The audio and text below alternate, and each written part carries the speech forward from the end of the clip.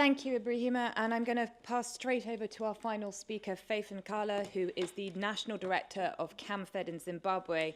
And for those of you who don't know CAMFED, it's the Campaign for Female Education. But that's all I'm going to say because I know Faith is going to tell you more about it. So we'll just do a quick changeover. Thank you. Thank you very much. Oh, wow. I was looking at the time, but in the next 10 minutes, I'll quickly walk you through what CAMFED is, what we do, and what impact we have seen. Most probably as a model, which is working out and very practical and speaks to all the issues really which have been raised this morning.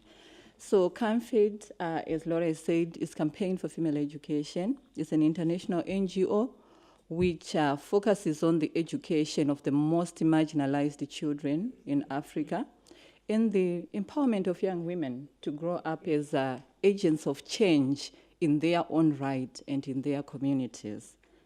I know Leslie kept on saying that we need to be able to do something now. So this model will give you a glimpse of what we are doing right now. CAMFED focuses on education of the most marginalized as the entry point and for wider opportunities to be opened, and which includes health as well. I know Leslie talked about 8,000 days. We focus on that. We just don't look at now, but we look at beyond the education as well. And we know that within sub-Saharan Africa, the impact of such an initiative of creating education opportunities is so transformative. 25 years ago, CAMFED supported me to go through school, and here I am today, being the National Director for CAMFED. So the impact is quite evident, and it cannot be missed. I'll not dwell on this so much. Ellen in the morning spoke about the impact of education on children widely. And I know Laura also just now spoke to the same. And there are some few infographics as well, which speaks to the impact of education, especially on the most marginalized children, on their earnings, on their health, on their children, on their families, and even the support they can be able to provide to generations to come. As a model, CAMFED looks at girls' education as an entry point. And I think we cannot emphasize on this because earlier speakers spoke about the importance of gender in all this. And once critical masses of girls are sent through school and they access education, they retain, they complete, and they are successful, they become empowered young women who can be the leaders of change in their communities. And as a result, you see the wider systemic change. So for us, it's about systemic change. It's about improved and healthier communities and countries as a result of education.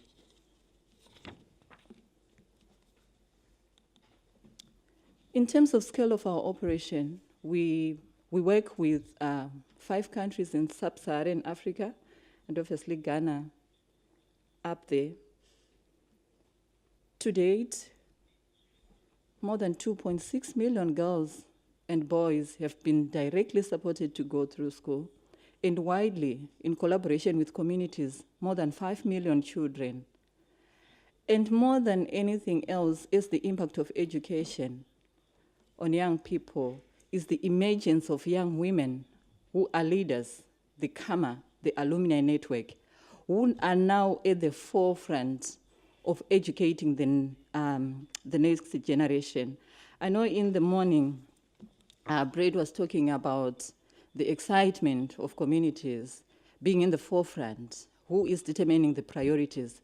And in CAMFED, it's these young women who are now in the forefront of prioritizing because they've gone through the system. They've gone through the process themselves, and they know where the loopholes are, so they then come in to address what needs to be addressed. In my knowledge, I'm not aware of any other network which is like this in Africa. We are activists for education, especially for girls in our own right. And not because we have read about it, but because we've experienced it and we know where the gaps are. So right now we are leading in the implementation and designing of programs and ensuring that this is not just done by development partners alone, but that we work jointly with our governments, with our local communities, with other children, with other peers to make it better for the next generation. And the health, life skills, delivery, which has been talked about in the morning, we are in the forefront of that, ensuring that the methods and whatever information is delivered is information which will address the real issues for children in school and for young people. I think it was Leslie who talked about rural economies. It's critical for us because we understand there is need for sustainability. As much as we can get help from the governments, from development partners, young people themselves, they also need to be able to be sustainable, create opportunities and come up with ways to have resources on the table to help the next generation in school.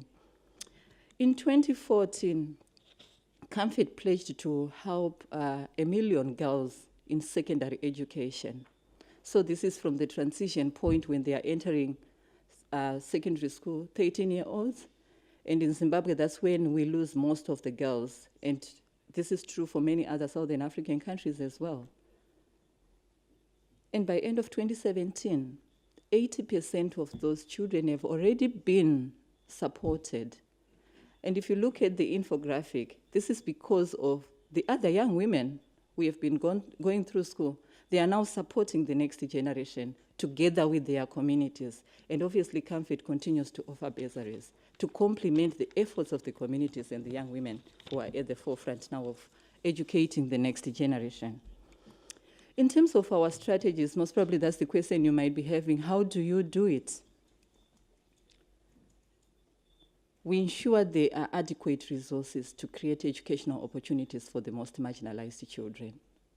Yes, through support which can come from partners like CAMFED, but also collaborating meaningfully and engaging communities meaningfully to also contribute to that education. And we ensure that the people who are in the forefront are people who understand the local problems so that they come up with local solutions. So this is our karma, unleashing their new potential. And for us is also working with the governments. I know from Senegal, they were talking about the resources, they were talking about capacity. And for us, we are saying there is an opportunity to take up working models and ensure that the government can be able to scale that up and work together as partners. I know in the morning there was also the issue of how do we capitalize on already existing systems and structures? And definitely, that is the best way to go, and it works. There is an example of a parent support group in Tanzania, which is complementing the wider strategies within a school of child-friendly schools, as well as the sector plans for that country. This is happening across our 5 countries with thousands of parent support groups. So in there, they are leading in the management of a homegrown school feeding initiative. Yes, with some support from the government and the schools, but also the parents playing a very critical and active role for sustainability. And looking at the wider school infrastructure, as well as the wash facilities. I know that's also a very big issue. And within the work of parents, that is something they also prioritize. In that picture, that's a KAMA member, Fiona Mavinga, one of my colleagues. She was supported through school by CAMFED as well, and right now a qualified lawyer, and she's leading in the development, growth, and strategies by young women Nkala to ensure that the next generation is safe and grows up in a more safer environment than the one which we grew up in. And the next one is a local meeting by what we call the Community Development Committee. We work hand in hand with them to ensure that whatever new solutions and innovations comes through at community level, they trickle up to influence the policies widely so that the issues which are emerging can be prioritized by the governments. Talking about the impact now, I wouldn't want to repeat most of the issues which have been done, but maybe to give you solid evidence that what we have really seen is that happier children perform better in school. And happier children, because there is adequate support from parents, they are being fed, or happier children because they are being supported by other existing structures. And for us, it's what we're calling the Educaid program. These are young women, the Nkala members, who are going back to their local schools and offer a tailored curriculum to meet the exact needs of children in terms of life skills, in terms of health, and even the whole learning process to improve the learning outcomes as well. And this is being led by excited young women who feel they need to just make the life better for their brothers and sisters who are coming after them.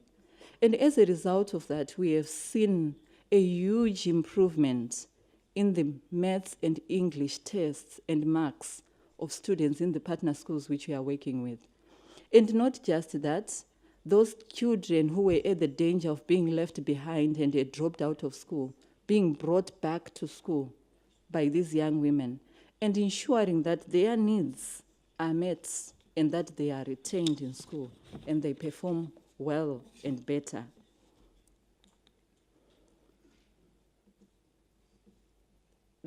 This slide speaks to the statistics which were shared in the morning, but in Camfed we have experienced this practically, where the researches which have been done for young women, we've been supported through school, there was clear evidence of delayed marriage, delayed childbearing, but also the use of their education, going back to their communities and their peers to deliver information which is essential and hence transforming their communities and their schools. And as a result, for us, we have seen that this definitely breaks the cycle of poverty in the end. And this vicious cycle which we continue to see, and clear evidence as well of the linkage between the education and the health, that once the girls, the young women are educated, the effects cannot be missed. Everything actually totally changes. Maybe I'll talk a little bit about the social and psychological benefits as well for education. Looking at the girls and boys we support in school, because their needs, their material needs and psychosocial support is provided for them, you can see that there is reduced stress and higher self-esteem for them. And the existence of the Nkala through the Educaid program continues to offer that social and psychological skills which they so much desire. And you see that also the assurance that there is a network for them, there is a platform for them which can link them to opportunities, to financing after school, makes a huge difference on them as well. In that picture is Talent Tokoda. She's from Zimbabwe, and she's a medical doctor. Practically, in Camfed and Nkala, we have got young women who are pursuing the health professions, who are nurses, who are social workers, who are teachers, now supporting the next generation of children for better education and for better health. And as an organization, and I think as most of you today who are here, we believe that education and health together, we can be able to make an impact. Thank you.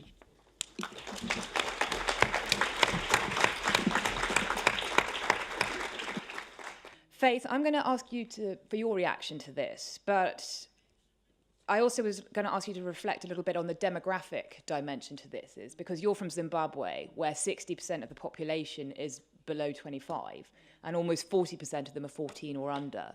So do you think this is the right investment approach for Zimbabwe, for yourself, given the specific needs of a young population? Thank you, Laura. Definitely, the population we are referring to is the population which we work with as CAMFED. And maybe changing the rules of the game a little bit, I would add the access to education. Because for community engagement to fully function and work, there is need for an entry point. And for us, we've seen that it works when we get the children in school and then you start working with the communities. It unlocks a whole lot of all other opportunities, which then the infrastructure as well can be taken care of because you're working with the communities to ensure that a safe and secure environment is created for the children. So definitely I agree with community engagement, but with access there, with some investment to ensure that children, first of all and right now, are in school. And then we pick up the rest. Faith, I'm going to ask you to respond actually to this one, because investing in nutrition at school, how does it help your girls? And also the boys, but how does it help the girls? And do you think it should be a priority? I do agree, because investing in nutrition, I think there is a very direct link, which I think a lot of people have noticed. Happier children, better learning outcomes. And I think even with the girls and boys we have supported, we have seen this.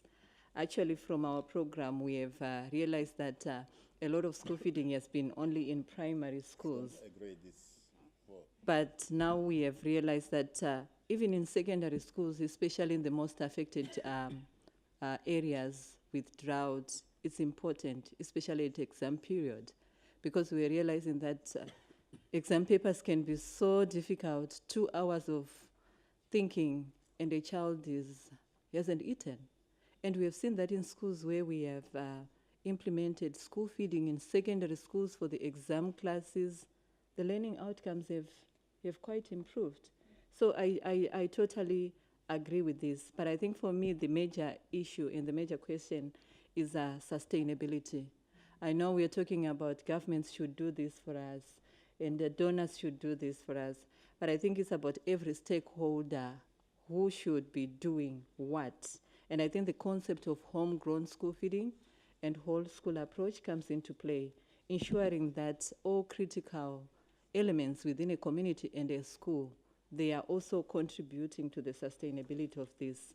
And for us in CAMFED, we've seen that local mothers contributing food to feed children during exam period has become more sustainable than most probably expecting a portion from the government to come and feed secondary school students. And in Zimbabwe, the school feeding is mainly in primary schools, but the need will be greatest at that particular time in a secondary school. So I think it's about innovative ways of solving the immediate challenges and problems at that particular time. But definitely nutrition is critical.